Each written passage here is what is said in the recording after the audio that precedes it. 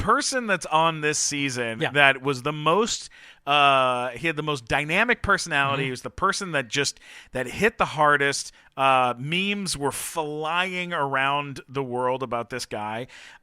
He was really the breakout of the show is Big Ed and Rose Marie. Yeah. That relationship is the one that people were the most drawn to. It's the most talked about, of all of the relationships. So, on the nighttime show, we, when we do a show with somebody, we like to go for the big get. Like we always try to aim. That's why we've had a lot of Oscar winners on the show. We've had a lot of Emmy winners on the show. When we did when we wanted to do some cast members from The Office, we didn't just do one or two cast members. We did the cast reunion in front of 10,000 people. So when it comes to a show like 90 Day Fiance, you gotta get the best. We got the best, and that's who we got. We got Big Ed, and so let's chat with him. Let's bring him on. Ladies and gentlemen, our guest today is the big star of 90 Day Fiance. Before the 90 days. Ladies and gentlemen, Big Ed. Big Ed. Come on. What's up? Let's go. Thank you for joining us today. Let's do this. This show has been a runaway hit this season with some of the biggest personalities that we have seen. And you are probably the biggest personality on that show. Definitely whether you are a fan favorite or the most talked about is still up in the air. But man, oh man, Big Ed, this is it's a big deal. Us getting to chat with you. So thanks for being on the show. You got it, and I love how you phrase that. There's been a lot of negative. It's though you've gotten a lot of attention on the from the show. Yeah. There's a lot of people talking, and but then you also have a lot of love, man. There's a lot of love coming at you too. So hard punch. That's right. I get a lot of love, and I get a lot of all of it, and I'm happy. I'm loving it. It's starting to sink in. So tell us about how the casting process for the show works. Like, how do you wind up on this show? Yes. Like, did obviously you're aware of the show at some point, right. And then you have a relationship with Rose Marie, who you met on Facebook, and then you contact the show, or how did that work out? Walk us through this. How did this happen? Okay, all right. So I'm at a Starbucks, and you put your name inside one of those a workout things. Mm-hmm. Somebody drew my name. I'm just kidding. No. All right. So here's exactly what happened. I fell in love with a girl on Facebook, and I bought a ticket, and I'd never heard of the show, and I posted the fact that I'd bought a ticket, and everybody and their mother sent me like, "Are you doing 90 Day? This is 90 Day." I'm like, "What is 90 Day Fiance?" I'd never heard of the show, the franchise, or anything. So my buddy Rich, who's actually on the show, sent me the little link, and I'm like, "Okay, whatever." I filled it out. 54-year-old in love with a 23-year-old with a 29-year-old daughter, and he bought a ticket. I got a text within 2 hours. Mm-hmm. The next day, I'm on the phone with the casting director, and they're like, "Can we look at your social media?" Mm-hmm. I'm like, "Absolutely." And they took one look at my social media. They saw all my Big Ed stickers. They're like, "Oh my God, they're gonna love you." First of all, I felt like this is it's really not going to happen. And the next thing you know, I'm being interviewed, and they're like, "Okay, we want to come out with cameras. Can we be there in a week?" And that's how fast it happened. So when the casting people finally met you, did they actually say the word jackpot out loud? Because you are gold for the show. You're perfect. I later found out that apparently there's money in me just being me. You guys, like my buddy Rich, he posted a photograph. I think it was taken about 12 years ago, and I'm dressed up as Nacho Libre, and I'm dancing on a pool table. That was 12 years ago. So what you see, what's so ironic about this whole situation is that you look at the show and everybody's like, "Oh my God, you did this for fame. You just wanted to, all the things you do are just trying to show off." I'm like, okay. First of all, name one thing, and this is a question for both you guys. Sure. Name one thing I did to make myself look good. Name one thing. Give me you right now. I'm waiting. Wow. Tell me tell me one thing I did to make myself look, good. I didn't. Yeah. But you know what? That's who I am. I'm just a natural goof. Yeah, man. That is a good point. You're making good points over there. What is the benefit? Because there are people who meet their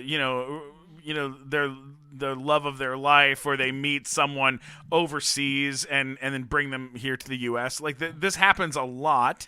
But what is the benefit of doing this on television? Is there some sort of is there any benefit of doing it on TV that you're like, definitely this was something that you considered going for me watching the show?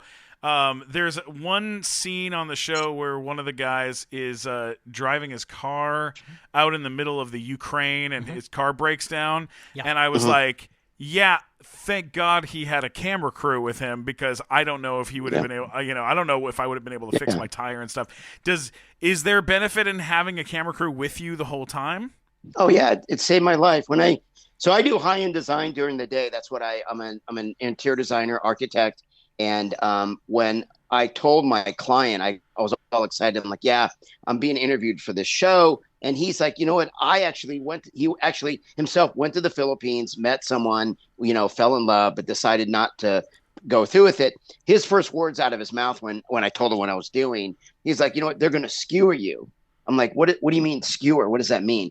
I go, they're going to barbecue you. You're going to show up. They're going to rob you. You look like an American. Don't do it. Don't go there. Go to some like popular city, have her meet you at a hotel, and have your fun and come home. I'm like, look, dude, that's not what I want.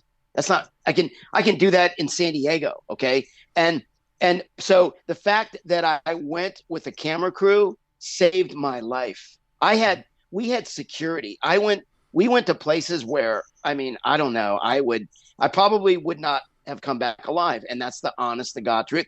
And that's kind of half of the reason. I'm like, okay, what's the worst thing could happen? At least they'll be able to find my body if something was to happen. So having cameras, definitely, going with a camera crew, as much as it hurt me, it helped me. But I can tell you this though, no joking aside, what you saw, it wasn't scripted. Like everything I did is just who I am. And I'm not very bright, and I don't always say the right things. I told her to, hey, you have really bad breath, and, take this because it will make, drink, brush your teeth and use mouthwash because it makes your breath smell. I don't want to say fresh. I'm like, it will make it smell pretty. And like, what? Like, I can't believe I said that. Like, why did I say that? It's just so, yeah, definitely going with cameras certainly helped. Mm-hmm. Yeah. Do you feel like that you were portrayed accurately on the show? Like, do you feel like that's like as far as like the true version of who you are, or do you feel like there's some stuff that maybe was taken out of context? I mean, it happens both ways. Yeah. Unfortunately, yes, I was portrayed. Unfortunately, I cannot allow. I will disallow anybody to take credit for my fucking.